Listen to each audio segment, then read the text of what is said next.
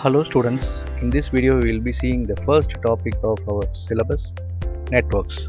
Normally, the term telecommunication means a communication at a distance.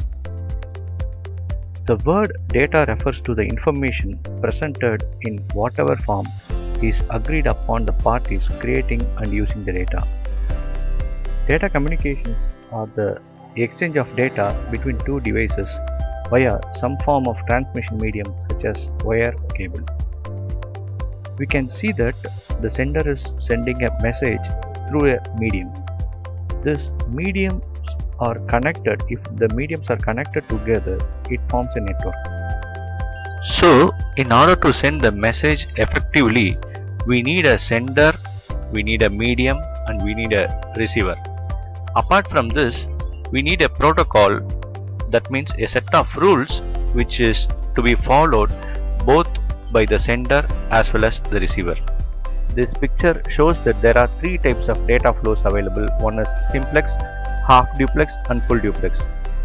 Simplex, the message is sent from the mainframe system or a networking system directly to the monitor.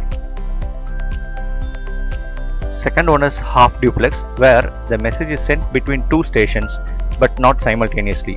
That means station A will be sending a message to station B. After receiving that particular message, that station 2 will be sending a message as a reply to station 1. Next, third type is full duplex, where station A as well as station B or station 1 as well as station 2 can able to send message simultaneously. So we can say our normal telephone conversation comes under this full duplex.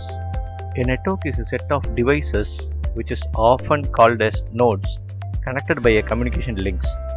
A node can be a computer, printer or a desktop, laptop, workstation, cell phone or a security system or any other devices capable of sending and or receiving data generated by other nodes onto the network. A link can be a cable, air, optical fiber or any medium which can transport a signal carrying information. Any network can be measured in terms of its performance, reliability and security. These three are the very important factors to measure a network. For example, if we take our mobile service provider's network, we can measure its performance by download speed and upload speed, and its reliability, how far we are having the good signal strength and how far they are providing us the security. Similarly, the performance can be measured in many ways, including transit time and response time. Transit time is the amount of time required for a message to travel from one device to another. Response time is the elapsed time between the inquiry and a response.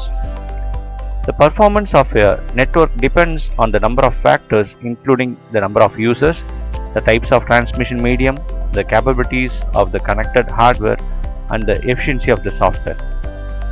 And it is normally evaluated in two networking metrics as throughput and delay. Second criteria is reliability.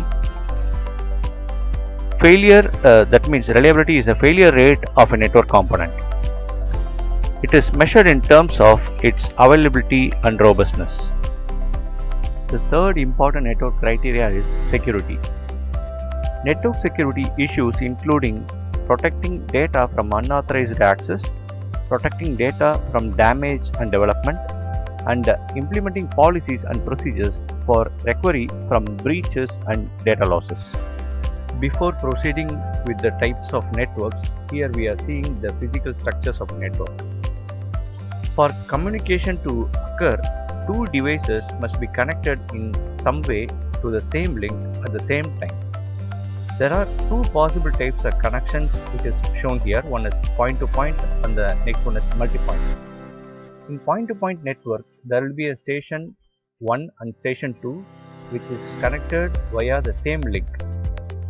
Whereas in multi-point connection, there will be one server and there may be many number of stations which are tapped in the same connection links. Here we are seeing about topology. The term physical topology refers to the way in which a network is laid out physically. Two or more devices connected to a same link or two or more links to form a topology. The topology of a network is a geometric representation of the relationship of all the links and linking devices. There are four basic topologies possible. One is mesh, star, bus and ring. To make it more clear, in our laboratory we will be having one router to which all the remaining systems are connected via the LAN cable. So this forms a topology. The diagram which is shown here tells us about the star topology. In a star topology, each device has a dedicated point-to-point link only to a central controller. Usually this central controller is called as a hub. These devices are not directly linked to one another, whereas each and every station is connected to the central hub. A hub is a physical layer networking device which is used to connect multiple devices in a network. They are generally used to connect computers in a LAN. Working of bus topology is shown here. Each and every stations are tapped from the central line or the central link which is connected, and they form a network. Here we are seeing the ring topology. In a ring topology, each device has a dedicated point-to-point connection with only the two devices on either side of it. A signal is passed along the ring in one direction from device to device until it reaches its destination. Each device in the ring incorporates a repeater. Repeater is nothing but a device which will boost up the signal whatever it is receiving to the next nodes. The last topology is hybrid topology. It is a combination of star as well as bus topology. Here we can see that bus 1, bus 2 and bus 3 are connected via hub. If a person or a station from bus 1 wants to send a data, the data will receive the hub and then it will be redirected to the recipient. Fine, we have come to the end of this topic. We will see the next topic in the next video. Thank you.